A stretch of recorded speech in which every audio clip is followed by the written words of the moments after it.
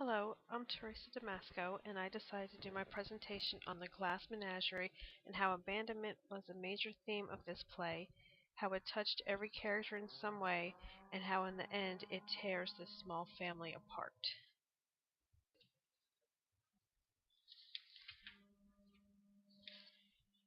First, let's examine what abandonment and abandon is.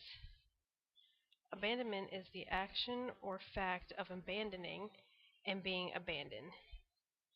And abandoned is the act of giving up completely or ceasing to support. Each of our characters are faced with abandonment in this play, and this abandonment has some great consequences. The action of abandonment is passed on to a family member at the end of the play, so this act has an even greater effect in the end.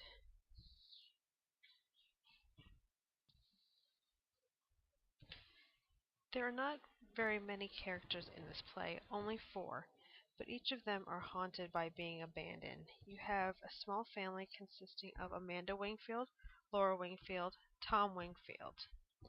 And then you have the gentleman caller, Jim O'Connor. Though his part in the play isn't a big one, he suffers from a kind of abandonment just like everyone else. Let's go through each of these characters individually.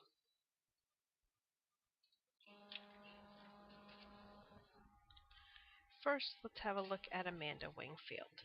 Amanda is the mother in this play. She was abandoned by her husband many years ago, who fell in love with long distances. This abandonment from her husband has traumatized her. In a way, it is like she wants to go back in time and change who she married. She seems to do her best to keep her family together. Deep down, she wants the best for her children. That is not an easy task for a woman in this time period to accomplish. Amanda was also stuck in the past. Her children constantly had to hear about her early years.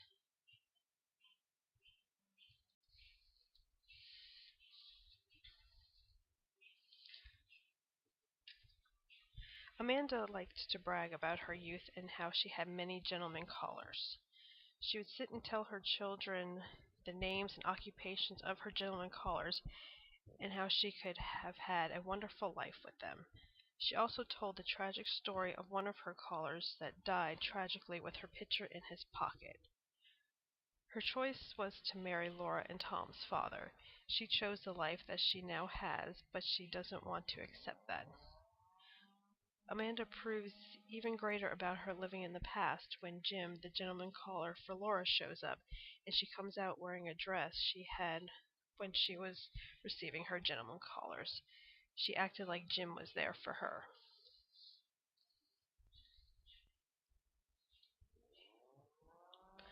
Next, let's have a closer look at Laura Wingfield.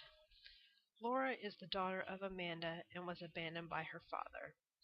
Every person has dreams they have for their lives. Laura, in a way, has abandoned her dreams and let the fact that she is quote unquote crippled hold her back. She was going to business classes, and because of her fear of being rejected or people judging her, she dropped out. This fear has also held her back from meeting people and making something of her life.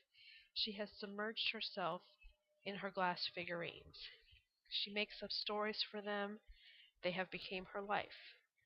This is where she can feel safe and unjudged.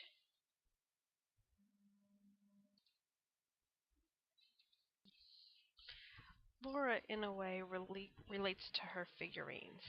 They, like her, are fragile. She has made up stories for these animals, and she relates to the odd one out, the unicorn. Laura says in the play the unicorn doesn't complain about being with the other horses that don't have horns. I believe that is how she feels about herself. She is different but does not complain about it. But she has isolated herself from the others.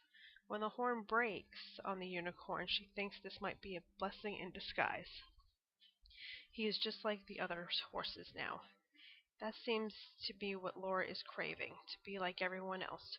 Her fear that she will not be like everyone else has made her abandon all the potential she has to make something of herself and live like a hermit.